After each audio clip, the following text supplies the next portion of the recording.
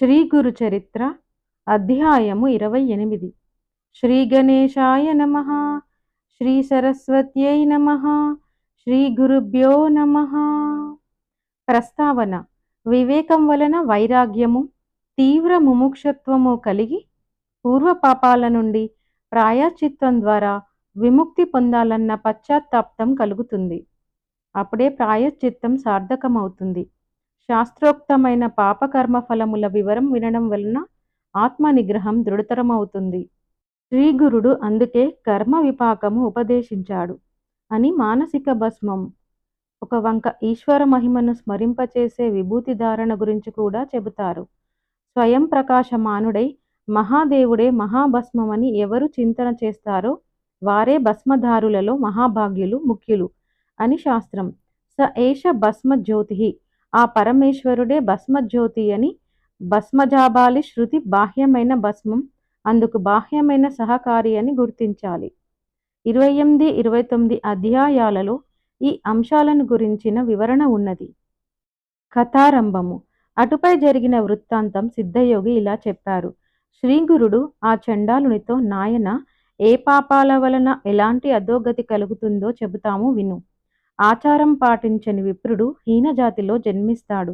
తల్లిదండ్రులను, గురువులను, కులస్త్రీని, కులదేవతలను, సత్యమును, అహింసను విడిచినవారు, కన్యాశుల్కం తీసుకునేవారు, అనాచారులతో సాంగత్యం చేసేవారు, తల్లిదండ్రులను, బిడ్డలను, ఆవులను, దూడలను విడదీసినవారు, భగవంతునికి అర్పించకుండా ఆహారం తీసుకునేవారు, అతిథులను సేవించని వారు, సద్బ్రాహ్మణులను దూషించి అయోగ్యులని గౌరవించేవారు, ఇతరుల భూమిని అపహరించిన వారు, తమ గురువులను, యజమానులను ద్వేషించేవారు, నమ్మక ద్రోహం చేసినవారు, గంగాది తీర్థాలను నిందించేవారు, శ్రాద్ధాది కర్మలు చేయనివారు, శాస్త్రం తెలియకుండానే వైద్యం చేసేవారు, శుద్ధమైన వేద మార్గం విడిచి మంత్రప్రయోగం చేసేవారు, గురువంటే మానవుడేనని చెప్పి వారి తప్పులెంచేవారు, గురునింద విని సంతోషించేవారు, శివకేశవులు వేరన్న భేదబుద్ధితో దేవతలను నిందించేవారు, స్వధర్మం విడిచి పరధర్మం చేపట్టేవారు,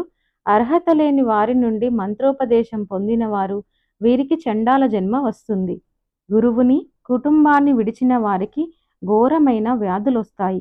ఇతరుల రహస్యాలను, పాపాలను బయటపెట్టి చాటిన వారికి జన్మాంతరంలో గుండె జబ్బు వస్తుంది. గర్భస్రావం చేయించుకున్న స్త్రీ మరుజన్మలో గొడ్రాలవుతుంది. లేకుంటే ఆమెకు పుట్టిన బిడ్డలందరూ చనిపోతుంటారు. ధర్మశాస్త్రము, పురాణము వినని వారికి గుడ్డితనము, చెవుడు వస్తాయి. పతితులతో స్నేహం చేసిన స్త్రీ గాడిదగాను, బ్రహ్మహత్య వలన క్షయరోగము, ధర్మ విరుద్ధమైన రతి వలన కుష్ఠురోగము, నమ్మక ద్రోహం వలన అన్నద్వేషము, అజీర్ణము కలుగుతాయి. ఇతరుల సేవకుల మనస్సులను విరచి వారి చేత తమ సేవ చేయించుకునే వారికి చెరసాల ప్రాప్తిస్తుంది.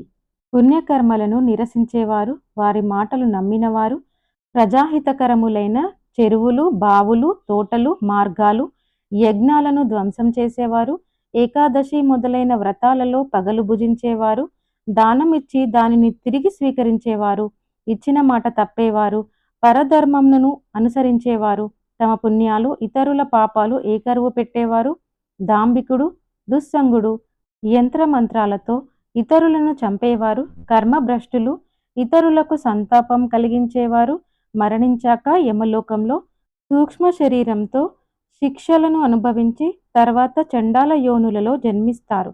నామధారకుడు, స్వామి, నాకొక సందేహం ఉన్నది, కానీ కథకు అంతరాయం అవుతుందని అడగటానికి సందేహిస్తున్నాను అన్నాడు.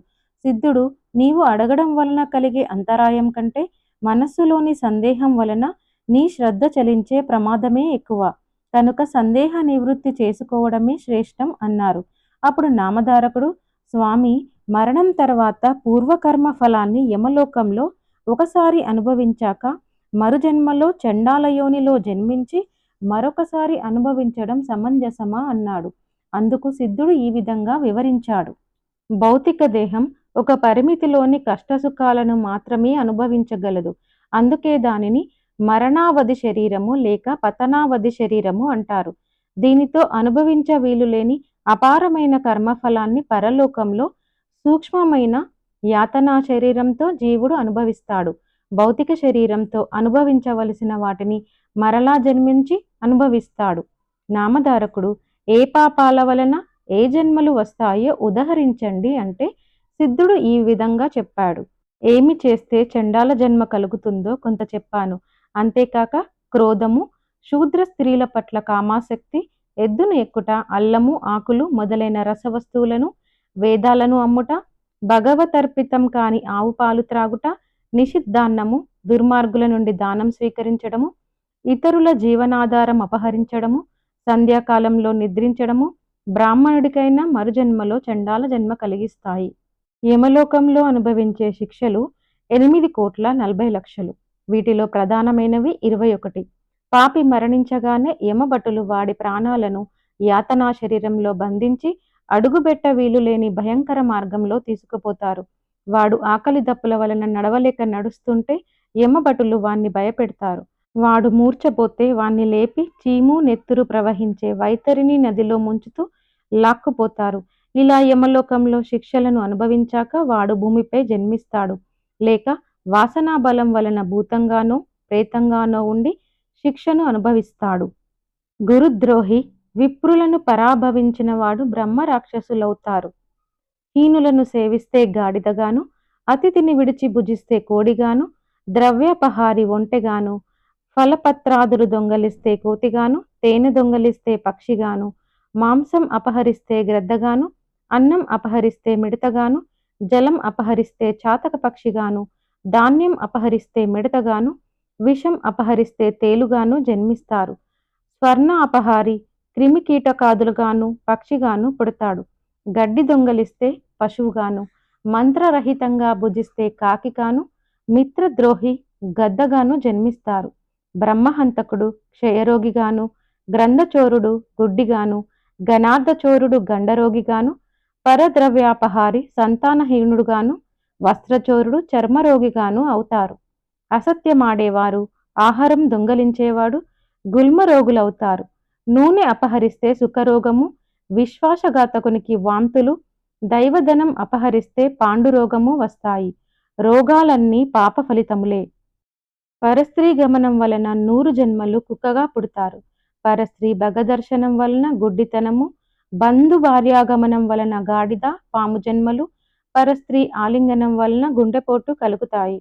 నామధారకుడు శ్రద్ధగా విని, స్వామి, ఇది వరకు తెలిసో తెలియకో పాపం చేస్తే దానిని పోగొట్టుకునే ఉపాయమే లేదా అన్నాడు. అందుకు సిద్ధుడు, త్రివిక్రమ భారతికి కూడా ఈ సందేహమే కలిగింది. ఆయన అడిగితే శ్రీగురుడు ఈ విధంగా చెప్పారు. నాయన, నిజమైన పశ్చాత్తాపమే అందుకు మొదటి మెట్టు. అటు తర్వాత వెనుక తాను చేసిన ఆ పాపానికి ప్రాయశ్చిత్తం చేసుకొని తప్పును సభలో ఒప్పుకొని సభ విధించిన శిక్షను అనుభవించాలి. తగిన కృత్యాది వ్రతాలు ఆచరిస్తే పాపం నశిస్తుంది. అలా చేయటానికి తగిన శక్తి లేకుంటే గోదానం వలన కానీ లేక గోవు యొక్క వెలను దానం చేయడం వలన కానీ పాపం పోతుంది. 10 స్నానాలు, 200 ప్రాణాయామాలు, సువర్ణ దానాల వలన కొంత పాపం నశిస్తుంది. సద్గురు సేవ వలన మాత్రం మహాపాపాలు కూడా మటుమాయమవుతాయి. అంతటి సాధనము ఇంకొకటి లేదు. ప్రాజాపత్య కృత్యమంటే మొదటి 3 పగళ్ళు, తర్వాత 3 రాత్రుల యందు మాత్రమే భుజించాలి. తర్వాత 3 రోజులు అయాచితంగా వచ్చిందే భగవత్ ప్రసాదంగా తింటూ ఉపవసించాలి. మరి 3 రోజులు పూర్తి ఉపవాసం చేయాలి. 10,000 గాయత్రీ జపం, అందులో 10వ వంతు గాయత్రీ హోమం చేసి 12 మంది బ్రాహ్మణులకు భోజనం పెట్టి గోదానం కానీ లేక గురుగింజ ఎత్తు బంగారం కానీ దానం ఇవ్వాలి. శుక్ల పాడ్యమి నాడు 1 ముద్దతో మొదలుపెట్టి పూర్ణిమ వరకు రోజుకొక ముద్ద పెంచుకుంటూ రావాలి. పౌర్ణమి నాడు 15 ముద్దలు భుజించాక మరలా రోజుకొక ముద్ద తగ్గించుకుంటూ వచ్చి అమావాస్య నాడు ఉపవసించాలి. ఇలా చంద్రకళలను అనుసరించి భుజించడం చాంద్రాయన వ్రతం. అసలు పగలు 12, రాత్రి 15 ముద్దలు తీసుకొనడమే ఆరోగ్యానికి మంచిది. స్వల్ప భోజనమో లేక పాలు మాత్రమే మాంసం సేవిస్తే పాపశుద్ధి కలుగుతుంది. మారేడు దళాలు, రావి మండలు, పద్మాలు మొదలైనవి నీటిలో వేసి స్నానం చేస్తే కొంత పాపం నశిస్తుంది. గంగా స్నానము, రామేశ్వరంలో సముద్ర స్నానము, పుణ్యక్షేత్రంలో అనుష్ఠానం వలన కూడా పాపాలు నశిస్తాయి. 1,00,000 గాయత్రీ జపం వలన మద్యపాన దోషము, 1,00,00,000 గాయత్రి వలన బ్రహ్మహత్యా పాపము, 7 లక్షల జపం వలన స్వర్ణం దొంగలించిన పాపము పోతాయి. సర్వ పాప నాశానికి పావమాన సూక్తం 610, ఇంద్రమిత్రము అను 2 సూక్తాలతోనూ, కస్యశూన అని శునశ్శేఫ సూక్తాలతోనూ, శంన ఇంద్రాగ్ని అనే శాంతి సూక్తాలతోనూ, త్రిసువర్ణం, పౌరుషం, నాచికేతం, అఘమర్షణం అనే సూక్తాలతోనూ ఒక 6 నెలలు వేదపారాయణ చేస్తే మహాపాపాలు కూడా తొలగుతాయి. సర్వ పాప శాంతి కోసం దర్భసహితమైన తీర్థాన్ని, పంచగవ్యాన్ని స్వీకరించాలి. భార్యాభర్తలిద్దరూ పాపం చేస్తే ఇద్దరూ ప్రాయశ్చిత్తం చేసుకోవాలి. స్వయంగా పాపం చేయకపోయినా, పాపుల సహవాసం చేసినా కూడా ప్రాయశ్చిత్తం అనుభవించాలి. నామధారక, నిండు కళ్ళు ముంతను ఎంతకాలం గంగానదిలో పెట్టినా ముంతలోని కళ్ళు బయటకు, నీళ్లు ముంతలోకి ఒక్క చుక్కైనా ఎక్కవు. అలాగే భగవంతునిపై భక్తి లేకుండా ఎన్ని ప్రాయశ్చితాలు చేసుకున్నా పాప విముక్తి కలగదు. తర్వాత శ్రీగురుడు ఆ చండాలునితో, నీవు తల్లిదండ్రులను విడిచిపెట్టడం వలన, గురువులను దూషించడం, వారిని విడిచి వేరే ఉన్నందువలన నీకీ చండాల జన్మ లభించింది. 1 నెల రోజులు సంగమంలో స్నానం చేస్తే క్రమంగా శుద్ధుడవై వచ్చే జన్మలో సద్బ్రాహ్మణుడుగా జన్మిస్తావు అని చెప్పారు. అప్పుడా చండాలుడు, స్వామి, మీ కటాక్షమనే గంగా ప్రవాహం వల్ల నేను పాప విముక్తుడని అయ్యాను. మానస సరోవరంలో మునిగిన కాకి హంసగా మారినట్లు, పరశువేదిని త్రాకిన ఇనుము బంగారమైనట్లు, మీ దర్శనం వలన పవిత్రుడనైన నాకు ఇవన్నీ ఎందుకు? నాకు జ్ఞానం కలిగేలా మీరు అభిమంత్రించి నన్ను విప్రులలో చేర్చండి అని వేడుకున్నాడు. శ్రీగురుడు, పూర్వ పాపకర్మ ఫలితంగా ఇలాంటి రక్తమాంసాలు పంచుకొని పుట్టి పెరిగిన నీకు అదెలా సాధ్యం? పూర్వం విశ్వామిత్రుడు బ్రహ్మర్షిని అనిపించుకోవాలని కొన్ని వందల కొద్ది సంవత్సరాలు మహాతపస్సు చేసి తనకది ప్రసాదించమని ఇంద్రాది దేవతలను కోరారు. ఆ పని వశిష్ఠ మహర్షి వలన కావాల్సిందే కాని తమ వల్ల కాదని ఆ దేవతలు చెప్పారు. అప్పుడతడు వశిష్ఠ మహర్షిని ఆశ్రయించగా ఆయన అది సాధ్యపడదని చెప్పారు. అందుకు విశ్వామిత్రుడు కోపించి వశిష్ఠుని 100 కొడుకులను చంపాడు. వశిష్ఠుడు అతనిని శిక్షించలేదు కాని అతడు బ్రహ్మర్షి అని మాత్రం అంగీకరించలేదు. విశ్వామిత్రుడు క్రోధంతో ఒక పెద్ద బండని ఎత్తి వశిష్ఠ మహర్షి పైన వేయాలనుకున్నాడు. కాని తిరిగి ఆలోచించుకొని, వశిష్ఠుడు మరణిస్తే నేను బ్రహ్మర్షిని అంగీకరించగల వారెవరు? దేవర్షులందరూ ఆయనను అనుసరించేవారే కదా. ఈయనను చంపడం వలన నాకు లేనిపోని బ్రహ్మహత్య పాతకం కూడా చుట్టుకుంటుంది అని తలిచి పశ్చాత్తాపంతో ఆయన పాదాల మీద పడ్డాడు. అప్పుడు ఆ బ్రహ్మర్షి, నాయన, ముందు నీవు సూర్యకిరణాలతో నీ శరీరాన్ని తపింపచేసుకొని కొత్త శరీరం చూపు అన్నాడు. విశ్వామిత్రుడు అంగీకరించి సూర్యకిరణాల వలన తన దేహం మాడిపోయి కొత్త దేహం వచ్చే వరకు తపస్సు చేసి తిరిగి వచ్చాడు. అప్పుడు అతడి బ్రహ్మర్షి అయ్యాడని వశిష్ఠుడు అంగీకరించాడు. అలాంటిది ఏమీ చేయకుండానే నీకిదెలా సాధ్యం? పూర్వం నీవు చేసిన పాపానికి పశ్చాత్తాపం చెంది నేను చెప్పినట్లు చేస్తే ముందు జన్మలో నీవు సద్బ్రాహ్మణుడివి అవుతావు, వెళ్ళు అన్నారు. కానీ పేదవానికి పెన్నిది దొరికినా, మృత్యుముఖంలో ఉన్నవాడికి అమృతం దొరికినా, ఆకలిగొన్న పశువుకు గడ్డి దొరికినా వాటిని విడువలేనట్లు పూర్వజన్మ స్మృతి పొందిన ఆ చండాలుడు స్వామి మాటలకు అంగీకరించక మాలపల్లకు వెళ్లకుండా అక్కడే కూర్చున్నాడు. కొంతసేపటికి అతని భార్యాబిడ్డలు వచ్చి అతనిని ఇంటికి రమ్మని పిలిచారు. అతడు, నేనిప్పుడు సద్బ్రాహ్మణుడను, నన్ను తాకవద్దు, దూరంగా పొండి అన్నాడు. ఆమె ఆశ్చర్యపోయి, ఏమయ్యా, నీకేమన్నా పిచ్చి పట్టిందా అనగానే అతడు ఆమెని కొట్టబోయాడు. ఆమె భయపడి ఏడుస్తూ శ్రీగురునికి నమస్కరించి, బాబు, ఇతడు నాపై ఎప్పుడు ఎంతో ప్రీతిగా ఉండేవాడు. ఇతనికి మతి చెలించింది. నన్నిప్పుడు ఎక్కడికి వెళ్ళమంటాడో చెప్పమనండి. నేనింకా ఈ బిడ్డలను ఎలా పోషించేది? స్వామి, మీరే ఈయనకు బుద్ధి మార్చాలి, లేకుంటే నేనిక్కడే ఉరి వేసుకుంటాను అని గోలపెట్టింది. శ్రీగురుడు నవ్వుతూ అతనికేసి చూస్తూ, నాయనా, ఇకనైనా నా మాట విని ఇంటికి వెళ్ళు. భార్యా పిల్లలను ఏడిపిస్తే నీకింక సద్గతి లభిస్తుందా? సాంసారిక సుఖం అనుభవిస్తూనే నీవు జన్మ పరంపర నుండి బయటపడగలవు. లేకుంటే ముందే పెళ్లి చేసుకోకుండా ఉండవలసింది. సూర్యచంద్రుల సాక్షిగా పెళ్లి చేసుకున్న దానిని విడిచిపెడితే నీకు మహాపాపం వస్తుంది అన్నారు. అతడు చేతులు కట్టుకొని, స్వామి, నేను సద్బ్రాహ్మణుడు అన్న జ్ఞానం కలిగాక అలా చేయడం నాకెలా సాధ్యం అన్నారు. శ్రీగురుడు నవ్వుకొని ఇతని వంటి మీద ఉన్న విభూతి తొలగిస్తే కాని ప్రయోజనం లేదు అని తలిచారు. ఆయన ఒక శిష్యుణ్ణి పిలిచి ఒక శ్రీమంతుడు పిసినారి ఆయన బ్రాహ్మణుని తీసుకొని రమ్మని పంపారు. అతడు గ్రామానికి వెళ్ళి ధనాశతో వాణిజ్యం చేసుకుంటున్న ఒక పిసినారి బ్రాహ్మణుణ్ణి తీసుకొచ్చాడు. అతడితో స్వామి, నాయనా నీవతనికి స్నానం చేయించు, అప్పుడు ఇతనికి తిరిగి తన కుటుంబంపై మమకారం మేల్కొంటుంది అని ఆదేశించారు. వెంటనే ఆ వ్యక్తి కుండతో నీళ్లు తెచ్చి పూర్వజన్మ స్మృతి పొందిన ఆ చండాలుని తలపై కుమ్మరించాడు. అతని వంటిపై ఉన్న విభూతి కొట్టుకుపోయిన వెంటనే అతడు ముందు జరిగినదంతా మర్చిపోయి భార్యాబిడ్డలతో, ఇంతకు ముందు కొద్దిసేపు నాకు మతిపోయినట్లయింది. ఇంతకు మీరందరూ ఇక్కడికి ఎందుకొచ్చారు? నేను ఒంటరినన్న భయం మీకెందుకు? ఇది పగలే కదా అన్నాడు. వారు జరిగినదంతా చెప్పారు. అతడు వారితో కలిసి ఇంటికి వెళ్ళాడు. ఆ సన్నివేశమంతా చూసిన వారు ఆశ్చర్యపోయారు.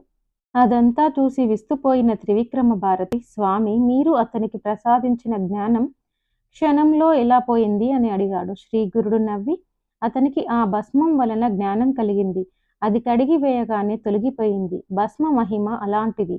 కాబట్టే శివుడు దానిని ధరిస్తాడు. దానికి తోడు ఆ భస్మానికి మహాత్ముల స్పర్శ ఉంటే మరింత ప్రభావితమై బ్రహ్మ జ్ఞానాన్ని కూడా ప్రసాదించగలదు అన్నారు.